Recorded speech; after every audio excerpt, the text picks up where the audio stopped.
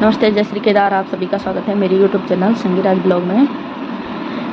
तो पढ़ाई कैसी चल रही? तो सबसे पहले मेरे सब यूट्यूब फैमिली को इंडिपेंडेंस डे की बहुत बहुत शुभकामनाएँ। तो कैसे हैं आप लोग? पढ़ाई कैसी चल रही है? तो आज हो गए हैं 15 तारीख, तो 16 और 17 सिर्फ 2 दिन बचे हैं। तो प्रैक्टिस तो अच्छी चल रही होगी। तो चलिए वीडियो को कंटिन्यू करते हैं। भाग फर्स्ट को शैक्षिक अभिवृत्ति तर्क शक्ति परीक्षण एवं सामान्य ज्ञान भाग फर्स्ट। प्रैक्टिस है 12। तो चलिए क्वेश्चन शुरू करते हैं। क्वेश्चन नंबर फर्स्ट, छात्र के शरीर के वजन के संबंध में स्कूल बैग के वजन के लिए निम्नलिखित में से किसकी सिफारिश की जाती है? डी, शरीर के वजन का 10%। क्वेश्चन नंबर 2, टैनर और टैनर 1980 के अनुसार वे पाठ्यक्रम को कैसे परिभाषित करते हैं? डी, सामग्री और प्रक्रियाओं को एक पदानुक्रम में व्यवस्थित किया गया। क्वेश्चन नंबर 3, राष्ट्रीय शिक्षा नीति 2020 के अनुसार एक शिक्षक को शिक्षण अधिगम प्रक्रिया के दौरान प्राथमिक विद्यालय के बच्चों से संप्रेषण के लिए किस भाषा का प्रयोग करना चाहिए? बच्चों की मातृभाषा। क्वेश्चन नंबर 4, राष्ट्रीय शिक्षा नीति NEP 2020 के अनुसार NCFSE का मतलब है national curriculum framework for school education. Question number 5, शिक्षकों के लिए सतत व्यावसायिक विकास CPD गतिविधियों का उद्देश्य क्या है? ए, छात्र प्रदर्शन को बढ़ाना। क्वेश्चन नंबर 6, दीक्षा से संबंधित एक राष्ट्रीय डिजिटल बुनियादी ढांचा है। सी, शैक्षिक संसाधन। क्वेश्चन नंबर 7, राज्य विद्यालय मानक प्राधिकरण का उद्देश्य क्या है? सभी स्कूलों के लिए मानकों का न्यूनतम सेट स्थापित करना। क्वेश्चन नंबर 8, निम्न में से कौन दूसरों से भिन्न है? D, Karl Marx. Question number 8, मनुष्य मात्र के विकास हेतु स्वामी विवेकानंद के विचार एवं सिद्धांत क्या थे? बी, शिक्षा को मनुष्य के अंतर्गत का विकास करना चाहिए, इसे मनुष्य मात्र की गरीबी एवं असहाय स्थिति से उबरने में सहायता प्रदान करना चाहिए। क्वेश्चन नंबर 10, स्वयं के लिए जो वह बनाता है वही व्यक्ति है, इस विचार का समर्थन कौन सा दर्शन करता है? अस्तित्ववाद। क्वेश्चन नंबर 11, शिक्षा को प्रकृति की ओर वापस जाने का सिद्धांत किसने दिया? शिक्षा को प्रकृति की ओर वापस जाने का सिद्धांत किसने दिया? ए, रूसो। क्वेश्चन नंबर 12, शिक्षा का वैयक्तिक लक्ष्य बालक को क्या बनाता है? आत्मानुभूति व्यक्ति। क्वेश्चन नंबर 13, किसके अनुसार सत्य वो है जो प्रत्यक्ष रूप से देखा जा सके? बी, यथार्थवाद। क्वेश्चन नंबर 13, किसके अनुसार सत्य वो है जो प्रत्यक्ष रूप से देखा जा सके? यथार्थवाद। क्वेश्चन नंबर 14, जीवन के नैतिक मूल्य दर्शन के किस सिद्धांत से संबंधित है? सी, मूल मीमांसा। क्वेश्चन नंबर 50, प्रकृतिवाद ने किस प्रकार के अनुशासन का समर्थन किया? मुक्त्यात्मक अनुशासन। सी। क्वेश्चन नंबर 16, आत्मनियंत्रण, संवेदनशीलता और आत्मज्ञान उपदेश है बुद्ध के। क्वेश्चन नंबर 17, शिक्षा के लोकतांत्रिक स्वरूप का अनिवार्य मूल्य है? जीवन की गुणवत्ता, मानव गरिमा, भावनात्मक समाकलन, ये सभी। तो डी है ये सभी। क्वेश्चन नंबर 18, ब्रिटिश काल में शिक्षा अधिक थी? बी, विशिष्ट वर्गीय। क्वेश्चन नंबर 19, एक भालू बांसुरी की धुन पर कूदना सीख लेता है, यह किस अधिगम सिद्धांत पर आधारित है? ए, थॉर्नडाइक का संबंध। क्वेश्चन नंबर 20, संस्कृति के संदर्भ में शिक्षा की भूमिका है? संरक्षण और उन्नयन दोनों। नकारात्मक शिक्षा का प्रत्यय किसने दिया? रूसो। क्वेश्चन नंबर 22, यथार्थवादी ज्ञान मीमांसा निम्नलिखित में से किस प्रकार के ज्ञान की स्तुति करेगी? बी, अनुभवाश्रित ज्ञान। क्वेश्चन नंबर 23, निम्न में से किशोरावस्था की विशेषता है? तीव्र शारीरिक विकास, मानसिक तनाव, संवेदनशील प्रकृति, ये सभी। क्वेश्चन नंबर तो ये सभी डी। क्वेश्चन नंबर 24, एक छात्र परीक्षा में अच्छे अंक लाने के लिए परिश्रम कर रहा है क्योंकि उसके पिता ने नया कंप्यूटर दिलाने का वादा किया है। किसका आधार है? बाह्य प्रेरणा। क्वेश्चन नंबर 25, भारत में शिक्षा के इतिहास में प्रभाव के अनुसार उचित क्रम में लगाइए। तो पहले आएगा सी राजनीति, फिर है बी धर्म, डी है आधुनिकीकरण, फिर है प्रजातंत्र। तो राइट आंसर होगा सी। तो यहाँ तक थे शैक्षिक अभिवृत्ति के 25 क्वेश्चन और अब है रीजनिंग के, तो थोड़ा देख लेते हैं इनको भी।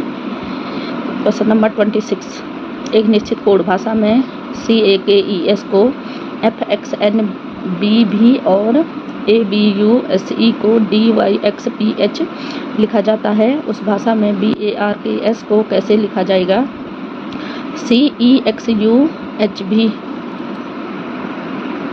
तो आप देख लेना वीडियो पॉज करके। तो अब है क्वेश्चन नंबर 27, यदि एक निश्चित कोड भाषा में DICE को ये लिखा जाता है के रूप में कोडबद्ध किया जाता है, तो MEDIA को के रूप में कोडबद्ध किया जाता है। उस भाषा में MADE को किस प्रकार कोडित किया जाएगा? तो इसमें देखना है D को, ये तो M को, ये वाला, तो पहले हम M को ये वाला देख लेंगे और A को स्टार और डी को है हमारा ये, तो ये वाला नहीं है, तो ये वाला है, तो ये है हमारा आंसर। तो इसमें देख लेना आप। हमें क्वेश्चन नंबर 28, यदि अमेरिका को ग्रीनलैंड कहा जाए, ग्रीनलैंड को अफ्रीका कहा जाए, अफ्रीका को रूस कहा जाए, रूस को भारत कहा जाए और भारत को पाकिस्तान कहा जाए, तो दिल्ली को किस देश की राजधानी कहा जाएगा? तो भारत की राजधानी है ना दिल्ली, तो भारत को पाकिस्तान, तो पाकिस्तान सी। क्वेश्चन नंबर 29, फरहीन ने अपने पति से मोहन का परिचय कराते हुए कहा, उसके भाई का पिता मेरे पिता के पिता का इकलौता बेटा है। फरहीन का मोहन से क्या संबंध है? तो डी बहन। अब क्वेश्चन नंबर 30, रोहित स्कूल से निकला और 12 किमी दक्षिण की ओर साइकिल चलाई, फिर दाएं मुड़ गया और 7 किमी साइकिल चलाई, फिर दाएं मुड़ गया और 12 किमी साइकिल चलाई, फिर बाएं मुड़ गया और 12 किमी साइकिल चलाई। सीधे अपने स्कूल तक पहुंचने के लिए उसे कितने किलोमीटर साइकिल चलानी होगी? तो बी आंसर है 90। क्वेश्चन नंबर 31, निम्नलिखित प्रश्नों में दिए गए विकल्पों में से लुप्त संख्या का चयन करें। तो आप अपने हिसाब से कर देना। तो आंसर है 30। क्वेश्चन नंबर 32, उस संख्या का चयन करें जो निम्नलिखित श्रृंखला में प्रश्नवाचक चिन्ह को प्रस्तावित कर सकती है। A 78, रुपये 59 का 19% कितना होता है? रुपये 11.21। अब है क्वेश्चन नंबर 34, एक माँ और उसकी पुत्री की आयु का वर्तमान योग 100 वर्ष है। 5 वर्ष पहले उसकी आयु का अनुपात 2:1 तथा 2:1 था। 10 वर्ष बाद माँ एवं पुत्री की आयु का अनुपात क्या होगा? 5:3। क्वेश्चन नंबर 35, 13 संख्याओं का औसत 9 है। यदि प्रत्येक संख्या को 14 से गुणा किया जाता है तो संख्या के लिए सेट का औसत होगा।